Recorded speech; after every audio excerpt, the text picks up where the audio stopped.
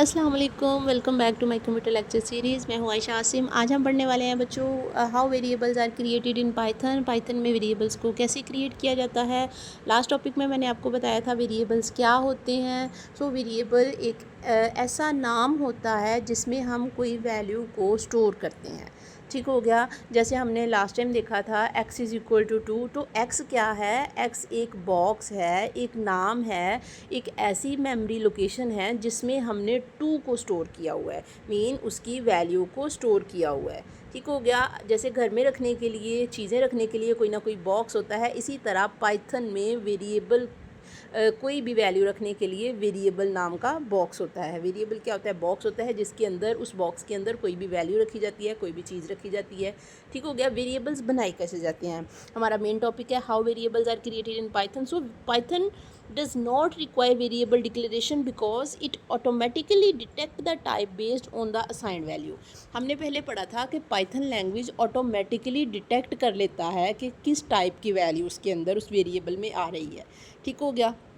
तो यही चीज़ है कि variable, Python does not require variable declaration.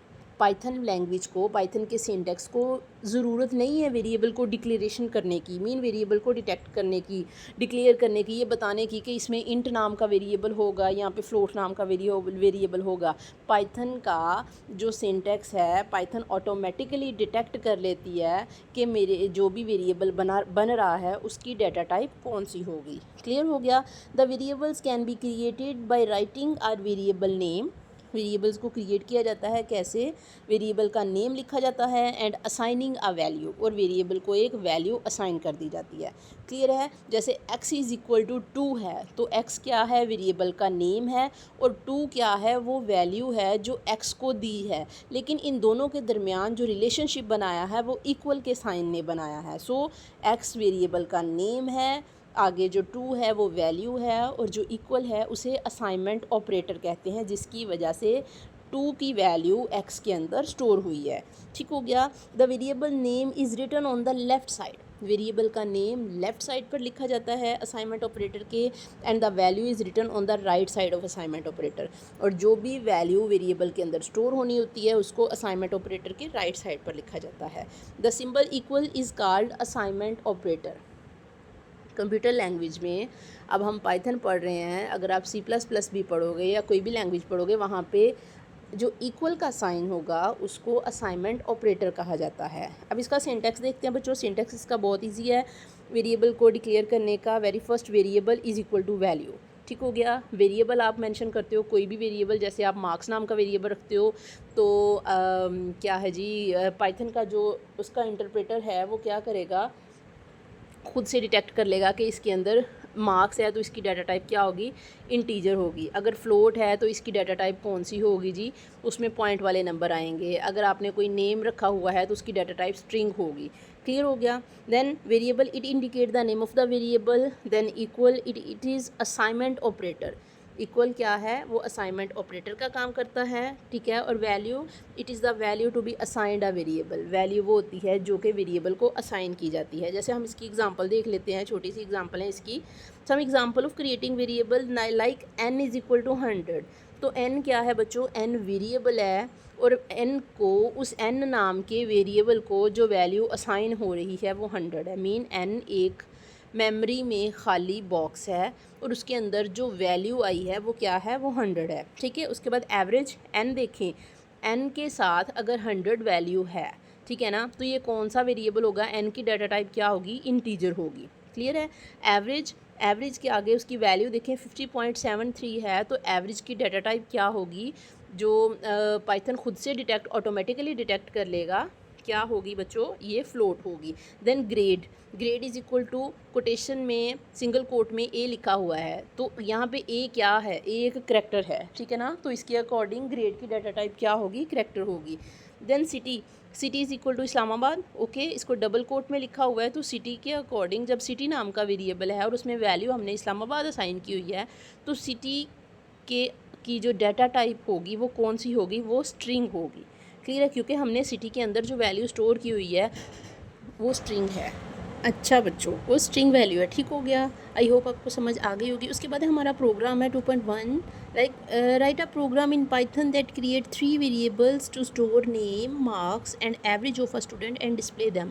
Simple सा प्रोग्राम है, बहुत ही इजी है। क्या करना है, एक प्रोग्राम लिखना है पाइथन में जिसमें क्रिएट करने हैं, मीन आपने बनाने हैं 3 वेरिएबल्स, ठीक हो गया। आगे वेरिएबल्स का भी बताया हुआ है, to store name, very first name store करना है तो वेरिएबल किस नाम का होगा, नेम के नाम का। मार्क्स स्टोर करने हैं तो वेरिएबल का नाम भी बता दिया। एंड एवरेज और एवरेज स्टोर करनी है तो एवरेज भी बता दिया। मीन तीनों वेरिएबल्स के नाम भी बता दिए हैं हमने, सिर्फ उनमें वैल्यू स्टोर करनी है, ठीक हो गया। किसी भी स्टूडेंट्स के एंड डिस्प्ले देम। तो वेरी फर्स्ट क्या स्टार्ट करोगे, very first start ideally and open a new file.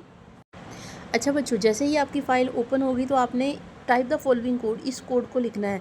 ये जो आपकी बुक के ऊपर बहुत सारा लंबा चौड़ा लिखा हुआ है, इसे ऐसा कुछ भी नहीं लिखना, सिंपल आपने ओपन करना है, ठीक है। एक न्यू फाइल ओपन करनी है, न्यू फाइल में सिंपल ये कोड लिखना है, very first name is equal to Ali, ठीक है। आपने एक वेरिएबल क्रिएट करना है नेम, उसके बाद आपने नेम दे देना है उसको अली, ठीक है, उसको डबल कोटेशन में लिख दिया। देन मार्क्स, आगे आपने कोई से भी मार्क्स लिख देने हैं। देन एवरेज, जो हमें तीनों वेरिएबल्स पहले बताए गए हैं, हमने सिंपल उनकी वैल्यू असाइन करनी है, तीनों वेरिएबल्स को वैल्यू असाइन कर दी। फिर हमने क्या करना है जी, अपने आउटपुट पर वैल्यूज़ को शो करवाने के लिए प्रिंट की कमांड लगाई, आगे आपने ब्रैकेट में नेम लिख दिया, मीन आपने वेरिएबल का नाम लिख दिया जिसके अंदर वैल्यू स्टोर हो गई है, ठीक है, आपने ऊपर वैल्यू दे दी है। अब आपने सिर्फ प्रिंट के फंक्शन में उस वेरिएबल का नाम लिखना है, उसकी जो भी वैल्यू होगी, जैसे ही आप F5 या रन प्रेस करोगे, ठीक हो गया, तो आपकी जो आउटपुट है, फिर आपकी आउटपुट स्क्रीन पर नेम, एवरेज और मार्क्स ऐसा कुछ नहीं शो होगा। आपकी आउटपुट स्क्रीन पर सिर्फ वो वैल्यूज़ शो होंगी जो आपने इस वेरिएबल के अंदर रखी थी, ठीक है। आपने मार्क्स नाम, ठीक है, आपने प्रिंट में अगेन मार्क्स दे दिए, ठीक है, वेरिएबल का नाम लिख दिया, और तीसरे प्रिंट में आपने जो कमांड लगाई उसमें एवरेज का वेरिएबल रख दिया, ठीक हो गया। इसके बाद आपने अपनी फ़ाइल को सेव कर लेना है। सेव के लिए हम Ctrl+S भी प्रेस कर देते हैं, या फिर ओपन की फ़ाइल में जाकर, न्यू फाइल में जाकर वहाँ पर सेव एज़ के ऑप्शन पे जाके अपनी मर्ज़ी का नाम सेलेक्ट कर लेते हैं, ठीक हो गया। लेकिन आपने प्रैक्टिकल तो नहीं करना, आपने सिर्फ लिखना है, जैसे ये लिखा हुआ है सेम वैसे ही आप लिख दीजिएगा। उसके बाद क्या है, जैसे ही आप क्लिक रन कमांड या रन मॉड्यूल या प्रेस करते हो F5 को, तो आपकी आउटपुट स्क्रीन पर अपीयर होगी, कुछ इस शक्ल में होगी आउटपुट। क्या, सिंपल जो आपने प्रिंट के आगे नेम लिखा हुआ है, वेरिएबल का नाम लिखा है, लेकिन आउटपुट स्क्रीन पर क्या होगा, वहाँ पे अली, वेरिएबल का नाम आपने लिखा था, इसकी जो वैल्यू है वो आउटपुट स्क्रीन पर शो होगी, ठीक है। क्यों, आप ऊपर वैल्यू दे चुके हो, क्लियर कर चुके हो, वेरिएबल का नाम और वैल्यू डिक्लेयर कर चुके हो। नीचे प्रिंट में आपने मार्क्स लिखे थे, तो जैसे ही आपने F5 प्रेस किया तो आउटपुट स्क्रीन पर उसकी वैल्यू आ जाएगी। थर्ड वेरिएबल में आपने क्या किया था, जो आपने वेरिएबल की वैल्यू दी थी, प्रिंट में आपने एवरेज लिखा, तो वहाँ पर आपकी आउटपुट स्क्रीन पर एक एवरेज शो हो जाएगी जो आपने ऊपर लिखी थी, ठीक है। आपने सिर्फ वेरिएबल के नेम लिखे हैं, ये याद रखने हैं कि वेरिएबल का नाम आपने प्रिंट में लिखा है, आउटपुट नहीं लिखी, ठीक है ना, उसकी वैल्यू नहीं लिखी, लेकिन उसकी वैल्यू क्या होगी, उसकी वैल्यू आउटपुट स्क्रीन पर शो हो जाएगी। ये था सिंपल सा आपका प्रोग्राम। क्या किया है आपने इसमें, the above program create 3 variables, ऊपर वाले प्रोग्राम में आपने 3 वेरिएबल्स क्रिएट किए हैं, किस नाम के, name, marks and average, and store the initial value in them, और आपने उनमें उनकी इनिशियल वैल्यू को स्टोर कर दिया है। It uses 3 print statement, then आपने 3 प्रिंट स्टेटमेंट यूज़ की, ठीक हो गया। To display the value of these variables, उन वेरिएबल्स की वैल्यू को डिस्प्ले करवाने के लिए 3 प्रिंट के फंक्शन यूज़ किए, जिन्होंने क्या किया, आपने सिंपल उसमें अपने वेरिएबल का नाम लिखा, ठीक हो गया, और उसकी जो वैल्यू है, जैसे ही आपने उसको F5 किया, उसको एग्जीक्यूट करने के लिए उसको कमांड दी, तो उस प्रिंट के फंक्शन ने क्या किया, जो वेरिएबल की वैल्यू आपने ऊपर डिक्लेयर की थी, उस वैल्यू को आउटपुट स्क्रीन पर शो करवा दिया। इतना सा काम किया, ठीक है। मैंने A to Z आपको हर लाइन खोल कर बता दी है, ठीक है। अगर फिर भी किसी भी बात में, किसी भी जगह पर कोई भी डाउट हो, तो आपने काइंडली कमेंट में ज़रूर पूछना है, ठीक हो गया। नेक्स्ट टॉपिक में मिलते हैं। अगर वीडियो पसंद आई हो तो आपने इसको लाइक और शेयर ज़रूर करना है। Thank you so much. अल्लाह हाफिज़।